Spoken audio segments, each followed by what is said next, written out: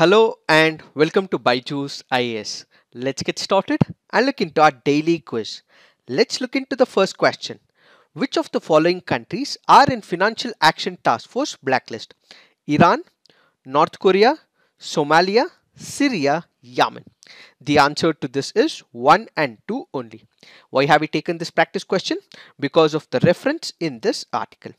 When it comes to the Financial Action Task Force, it maintains two lists, what is called as the blacklist, the other is what is called as the grey list. What is this grey list? Why is Pakistan in this grey list? What will be the implications when it comes to this grey list will be explained in our CNA.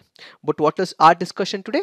Our discussion would be in reference to the blacklist.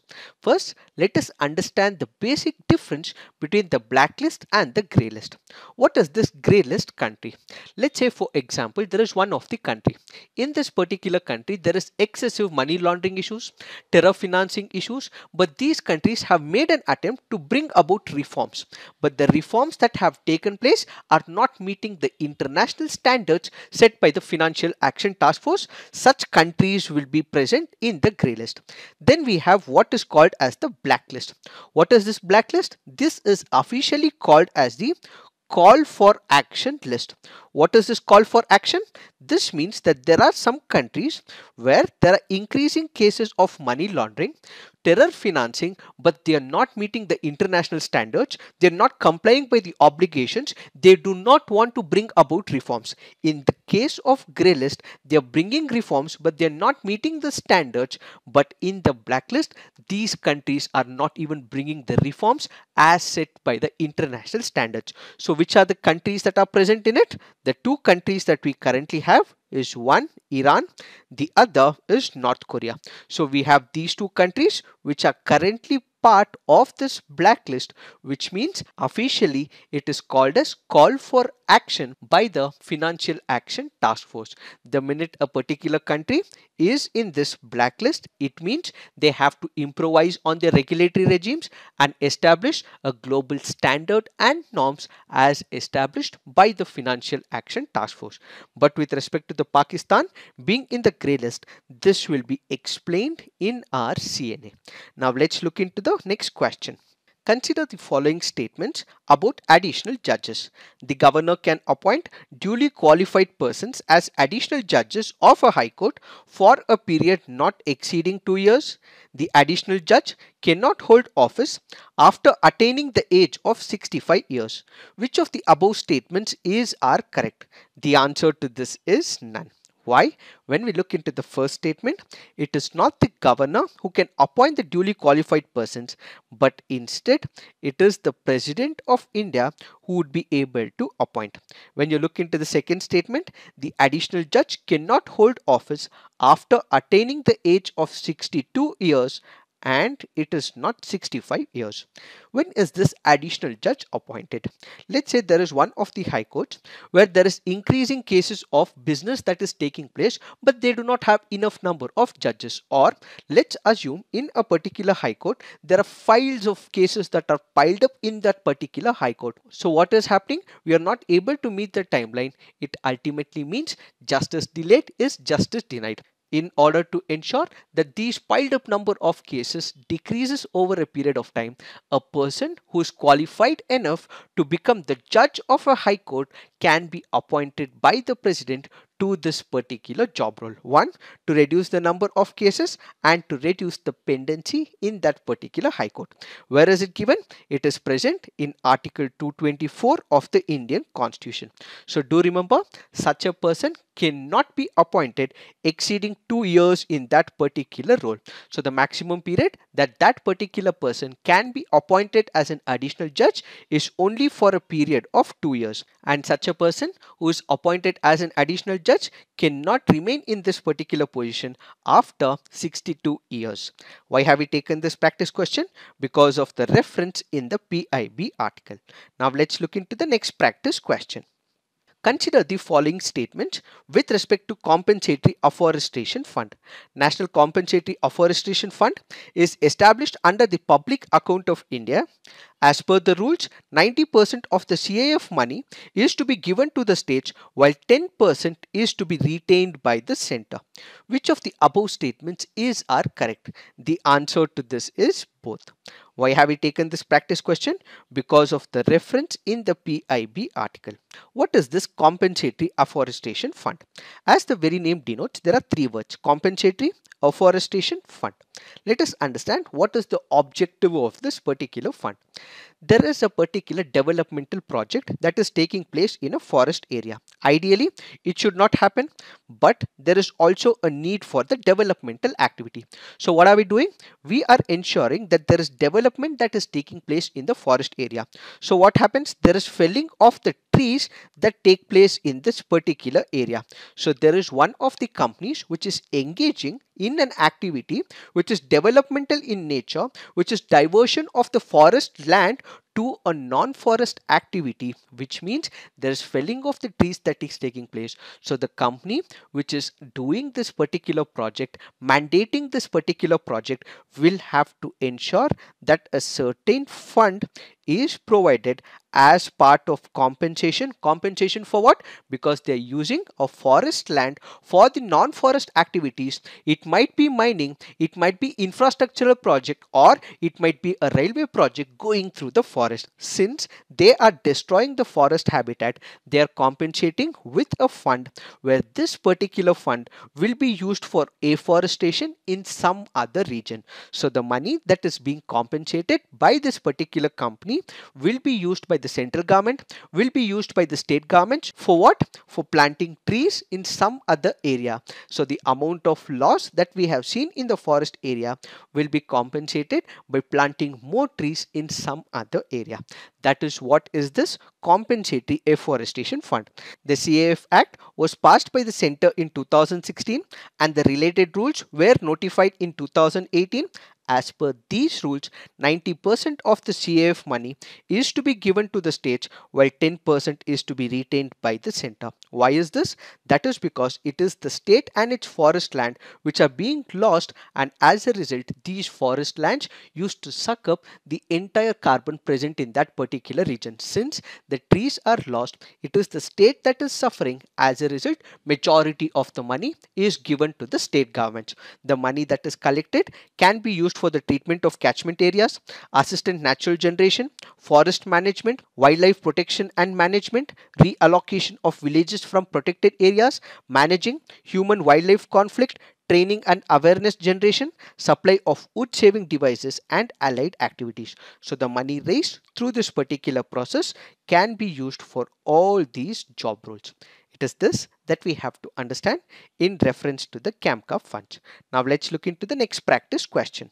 Pinaka, recently seen in news, is a airborne early warning and control system for the Indian Air Force, unmanned tank developed by the DRDO, new explosive detection device developed by DRDO and IAC Bangalore, rocket system that can destroy targets at distances up to 45 km. What is this Pinaka? Pinaka is basically a rocket system that can destroy targets at distances up to 45 kilometers. Why have we taken this practice question? Because of the reference in this article. What is this Pinaka? Basically, this is a rocket system. Earlier, back in the 1990s and the early 2000s, what we had is called as the unguided rocket missile system. Now, what we have is an advanced version which is called as the guided missile system. What is the difference? What would happen? Under the unguided system, you would have these launchers that would launch the rocket, and these rockets may hit the enemy territory in not a precise location. So back then in the 1990s, they were not able to hit a precise location, but they used to hit the enemy territory. But now we have the controlled motion, which is why it is called as guided rockets. So the launcher would be able to launch these rockets. It will go and fall in a designated place and in a precision hit region. So the enemy would suffer greater losses as these launchers, that is the rocket, would be able to fall in a designated area where it may destroy the tankers or any other bunkers in that particular region.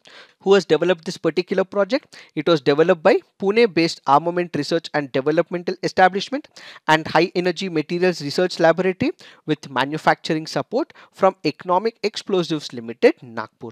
So kindly remember, this is a guided rocket missile which can enter the enemy's territory, and the strength is now enhanced to about 45 kilometer. So what is the significance of this particular project? This project helps in improving the efficiency, reliability, and since it has also got the precision, it would be able to hit the enemy territory at a precise location. So the first advantage is precision. With this, we are able to show to the world that we are capable of advancing on the technological capability. This happens to be the second advantage. It will have a quick time reaction and would be able to fire lot number of rockets within considerable period of time. And finally, it would be able to destroy solid structure and even bunkers and tankers in the enemy area, which means these are the possible significant aspects when it comes to Pinaka rocket system.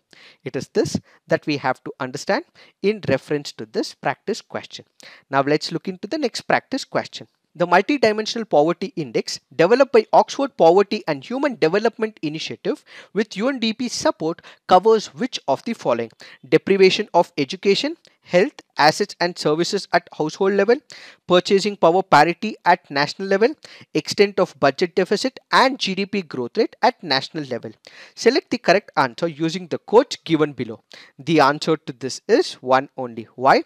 Because the Multidimensional Poverty Index does not cover these two aspects. So the answer to this would be one only. So what is this Multidimensional Poverty Index? This is one of the indexes that is released by the Oxford Poverty and Human Development Initiative. Kindly remember, this is released by this particular initiative. This was developed by OPHI with the United Nations Developmental Program since the year 2010. It is part of the UNDP's Human Developmental Report and this is released annually. What are the dimensions that are used in this Multidimensional Poverty Index? There are three in number. One is health, second is education, third is the living standards. It also has indicators as well, which includes nutrition and child mortality under the health. It has years of schooling and school attendance under the education. Finally, cooking oil, sanitation, drinking water, electricity, housing and assets will fall under the living standards. This happens to be a previous year question from the year 2012. Now let's look into the fact of the day. The fact of the day for today's discussion is Lhasa Ningchi bullet train. What is the context? China has fully operationalized its first fully electrified train in the region of Tibet. What does it do? It connects two prominent places. One is Lhasa, the other happens to be Ningchi, which is close by to the Indian state of Arunachal Pradesh. This railway line is about 435 km in length, whose construction began in the year 2014 and is able to meet and achieve the pace of 160 km per hour. If people had to travel by road, it would take an additional 5 to 6 hours, which can currently be saved because of this bullet train. Why are we discussing this? That is because this particular project could become a security threat to India and could have environmental consequences for India. How? When it comes to the security, what happens? Since this is one of the construction that has happened close by to Arunachal Pradesh, China would be able to move its military personnel as soon as possible in case of any issue or tussle across the border areas. So the logistics would be much better. The infrastructure is developed across the border areas, and in case of any skirmish between India and China, it would be able to move its military personnel as soon as possible, and at the same time this will put India under additional military pressure. This happens to be the first concern. The second concern is in reference to the environment. Since Lhasa is one of the places in Tibet. Tibet is also one of the regions which is important for India. Why? Because most of the rivers that come to India, for example Indus or it can be Brahmaputra, flows through this particular region. Since there is a construction activity, since there is infrastructural activity that is taking place, what would happen?